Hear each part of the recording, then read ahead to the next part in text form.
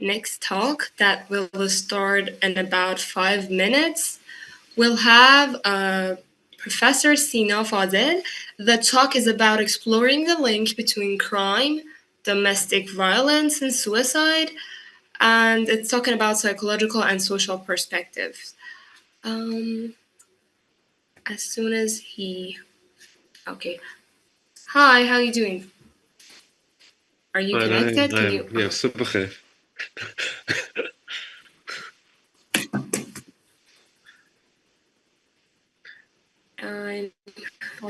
Okay. Before starting, can I please ask, can we record this video and share it on a YouTube channel with other students? Yeah, you definitely can record it. Absolutely. Yeah, there's no problem. Thank you very much. You can Is my start. link okay? I mean, are you hearing me okay? Yeah, sure. It's completely all right. It's fine. Is it good? Okay. I'll have to share my screen. I just wonder whether I could just try it. I could do a practice now just to make sure it works. So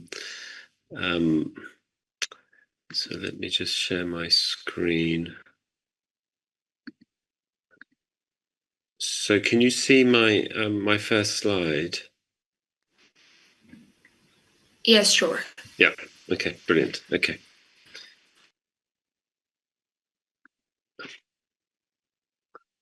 Super. Okay. I can practice my Persian, my terrible Persian as well.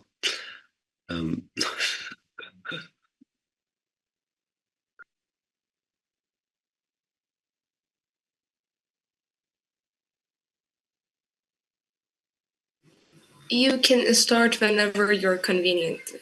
Oh, fine. Okay. Well, I'm happy to start now. Shall I just? Will you? Shall I just fire away? Shall I just start now, or do you have to say something first?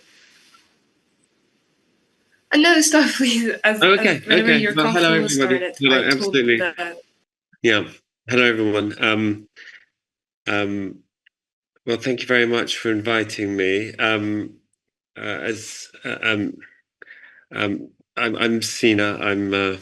I live and work in Oxford, and my background is as a psychiatrist, and so I've been doing some research in mainly looking at adverse outcomes in people with mental illness. So there includes perpetration of violence and also suicidal outcomes.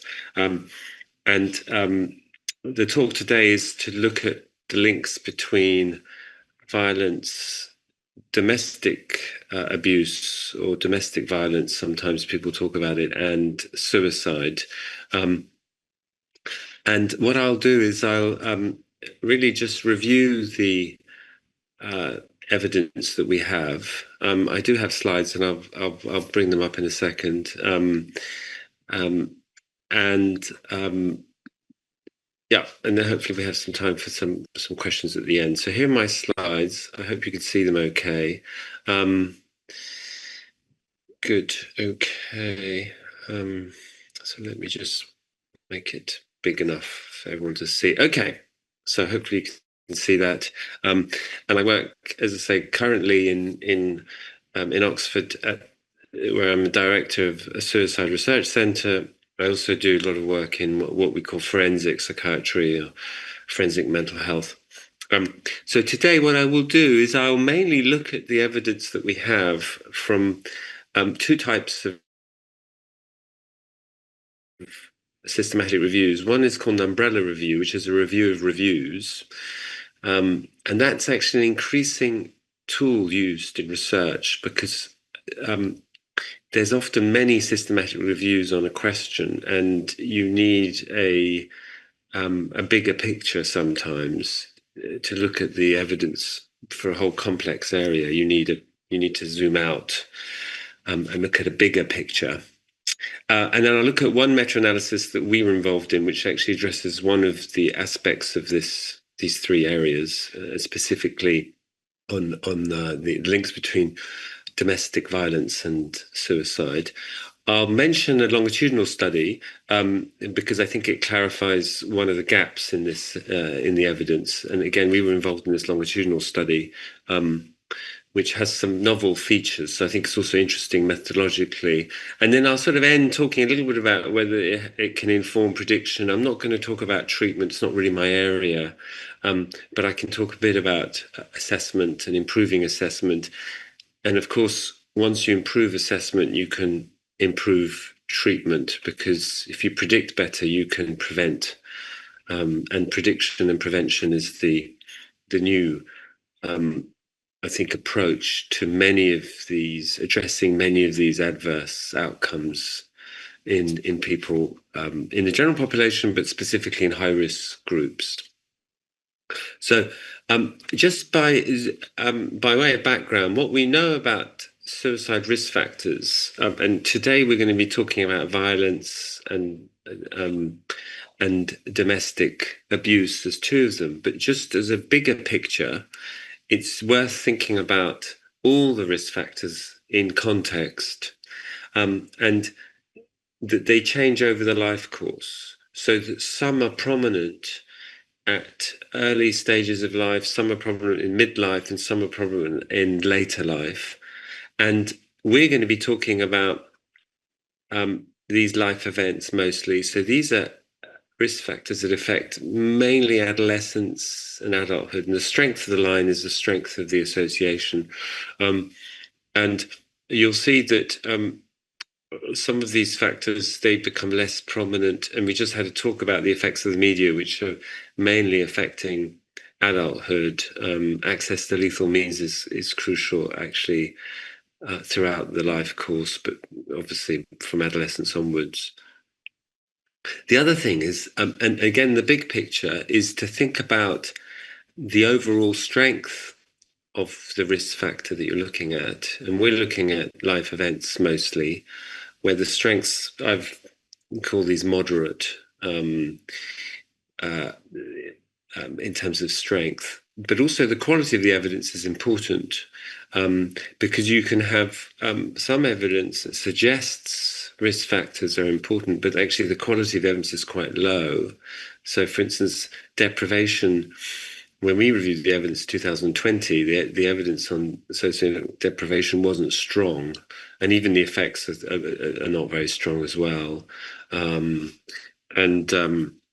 So we have the effect of media being weak. I mean, that's on an individual level. On a population level, it may well be important, but on an individual level, it's quite weak. I mean, the effect on one individual would be much less strong than, for instance, drug and alcohol or access to lethal means.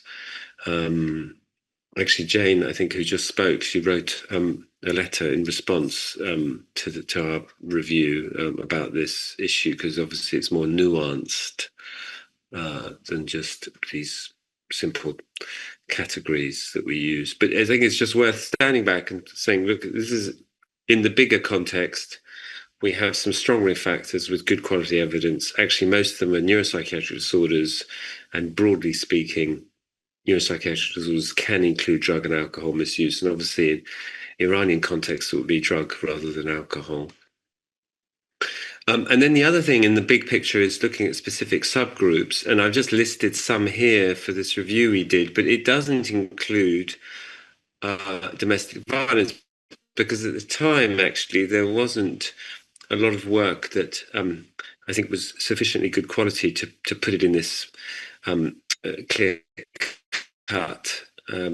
subgroup at high risk. But now I think there is. So if I was to redo this review, I think I would have a subgroup of people who are victims of domestic abuse, and you can see the suicide rate. This is we looked at this is the New England Journal, so it's an American journal. So these are US rates, and you can see actually the one is people who self-harmed is the one that's very high, and people who've been discharged from psychiatric hospital is very high. And then some of the other groups are higher than the general population, but not in the same category, those two particular groups.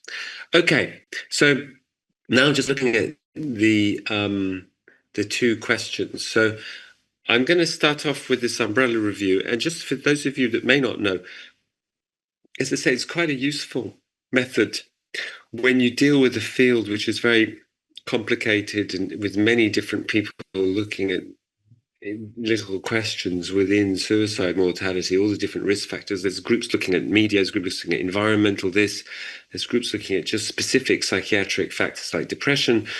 And sometimes you need to stand back and say, well, let's look at all the evidence in totality. And an umbrella review allows you to do this. An umbrella review is a review of systematic reviews.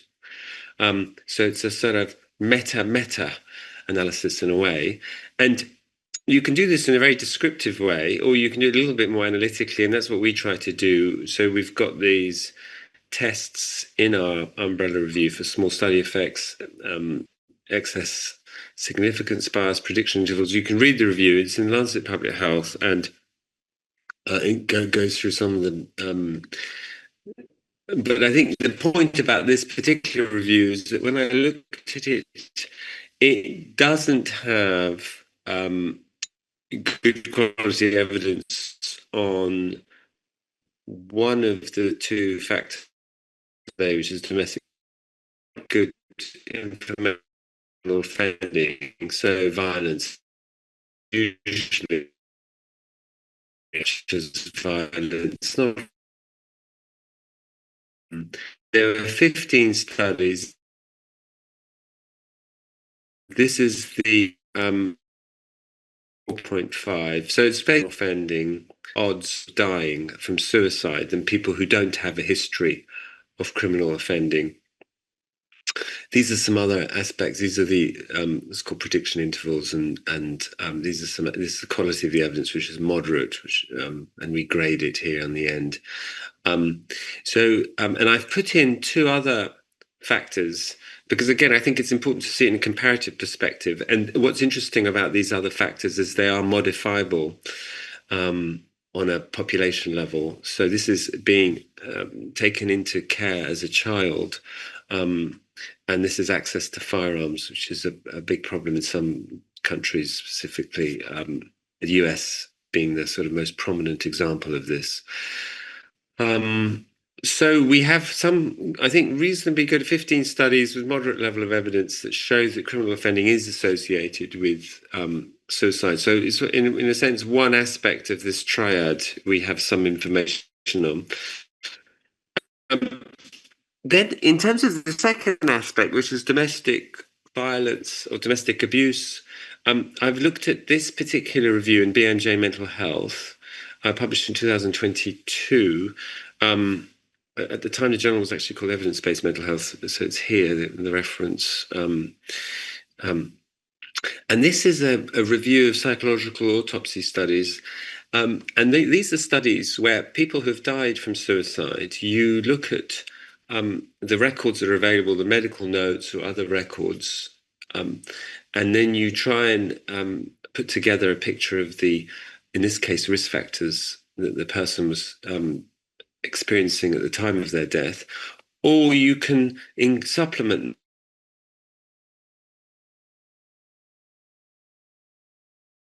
a range of sort of 10 or so factors that you just score up and down, and it gives you a probability score, so it doesn't do high low where you lose a lot of information if you use these categories. It gives you a probability score, and that can be linked to clinical decision making, can improve clinical decision making, make it more consistent and transparent.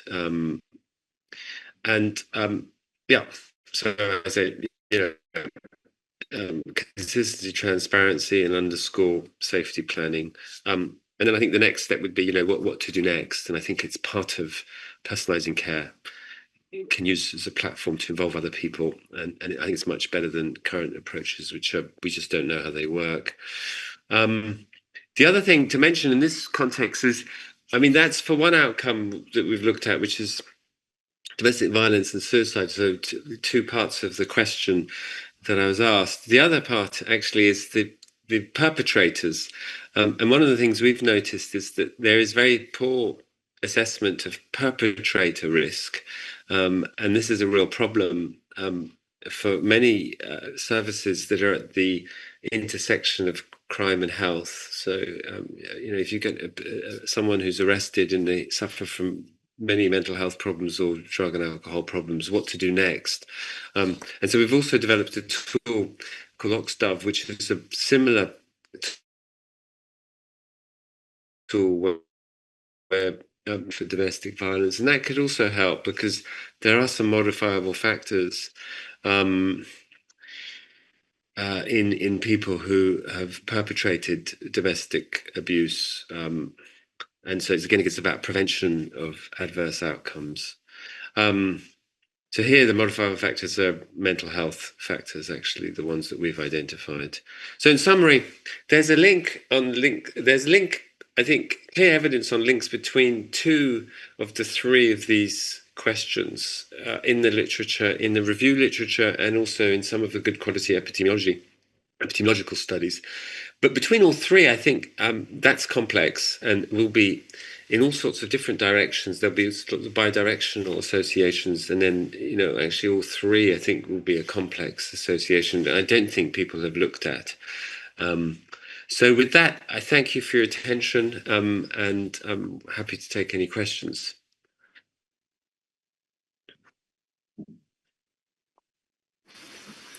Thank you very much for your insightful speech. Well, let's see what are the questions that the students or participants have. Guys, if you have any questions, you can add in the Q&A box. But I have a question on my own. What are some of the most, effective suicide prevention interventions for these individuals? There are some risk assessment tools, but are there any preventive actions being taken?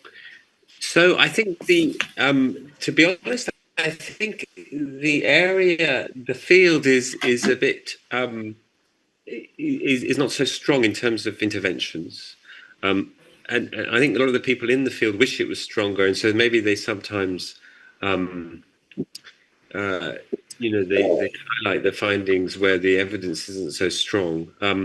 I think the two clearest areas where there's some research on is this, what I mentioned, which is safety planning. So this is where you come up with a safety plan of someone who's considered at high risk, and you look at things that they can do if they go through another crisis, another life event, or deterioration in their mood, an increase in their suicidal thinking. And the other area would be around the fact that an assessment of psychosocial needs is a good quality clinical practice, so that there may well be a range of needs that you identify as part of your holistic clinical assessment, which could be addressed, and they will have they will assist someone in terms of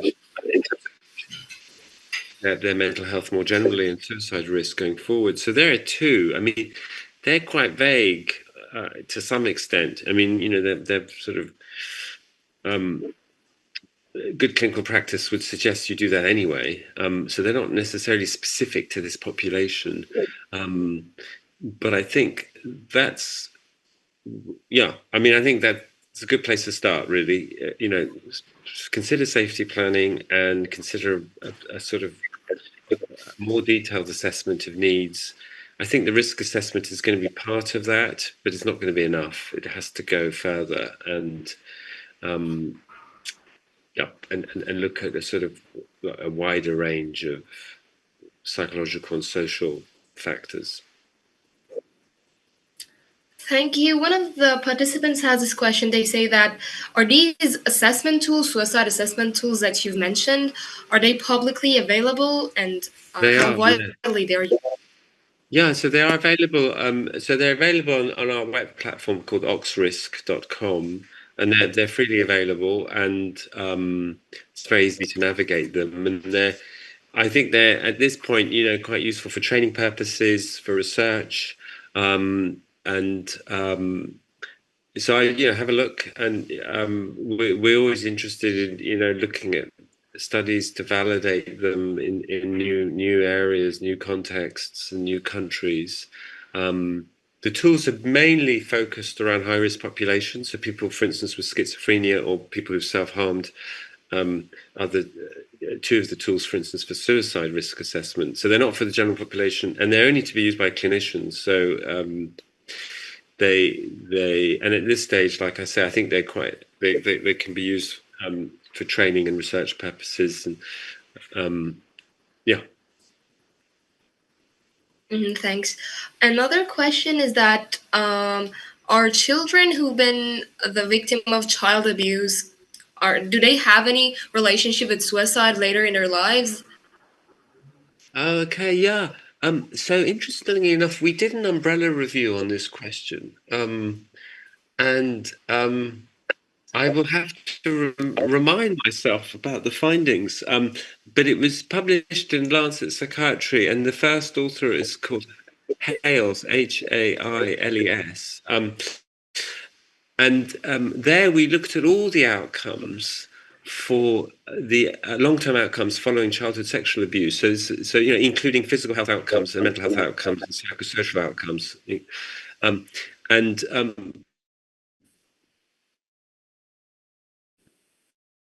there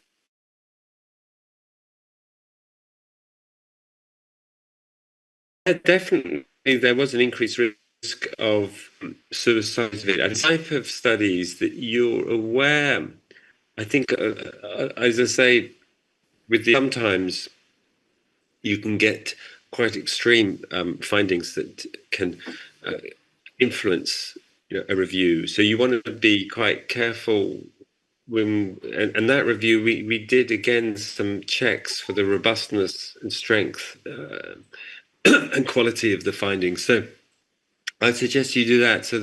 So you could just Google my name as well, because I'm one of the authors on the paper. It was, I think, 2017 or 18. Sorry, I can't remember it. Yeah, but it's called. I think it's called. Long-term outcomes of childhood sexual abuse in Lancet Psychiatry. Thank you. Another question does having children increase their suicide rate? And if is also dependent on the number of the children? Oh, okay. The answer to that question in terms of number of children, it's thought. My understanding has been that children is having children is a protective factor. That's my understanding. I can't point to a review that has explored this, but it is not my area of expertise. So and I don't know the question about number of children. I suspect it will very much differ on the context and other factors, including your sort of income level generally of the family, and other factors, including the relationship factors actually between the parents. So it might be quite a complicated area to investigate, but I don't know. I'm sorry, I don't know more about that. Thank you. Also, you mentioned there are distinct factors for suicide and self-harm. Can you rate a bit, because these terms are used interchangeably in the— That's right. Yeah, I think it's one area where the field has slightly, I think, there's a bit of a confusion, and I think it's a good question to have. So, for instance, factors and self-harm are age and earth, I think people, and they go in different directions.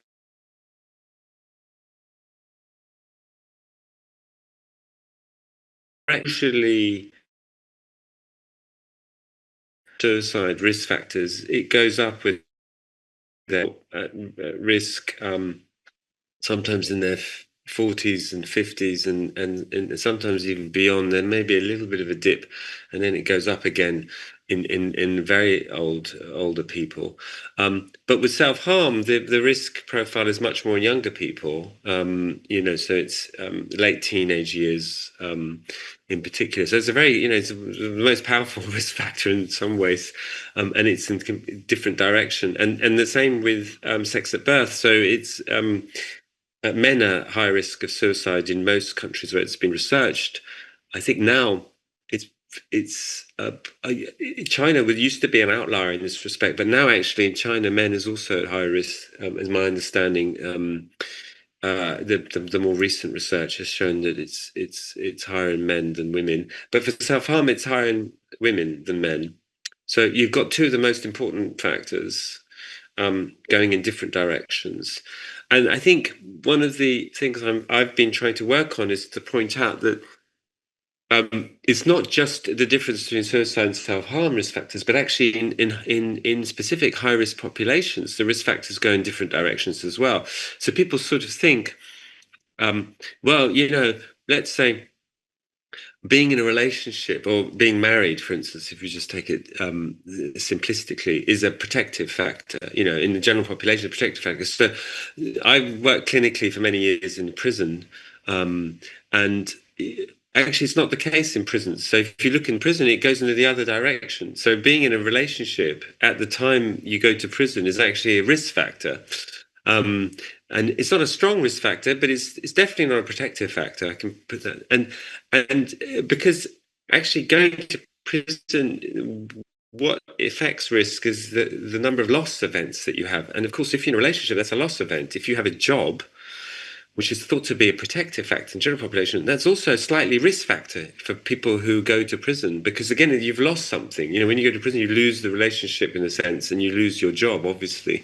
So it goes in a completely different direction. And you have the same thing happening in some other high-risk groups. So if you look at schizophrenia, for one example, the direction of some of these risk factors is also different. So we know, for instance, education, high education is a protective factor in the general population. So you'd think clinically, I spent most of my life working with people with severe mental illness. I think, well, clinically, then it must be if I just relate general population work to my clinical work, it should translate. And it doesn't. Higher education is a risk factor in schizophrenia. And that's actually robustly shown in many studies around the world now. And it makes sense mechanistically. Again, if you have more insight into the fact that you have a lifelong illness which is debilitating, which may never get better, and it may actually impair your function for the rest of your life, that may create then all sorts of other, hopelessness and, the psychological mechanisms that we know can lead to suicide. So in schizophrenia, high education, high IQ is a risk factor.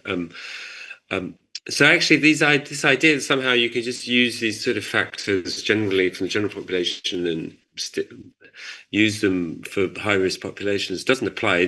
This field it needs better quality evidence, actually, and better quality thinking about it.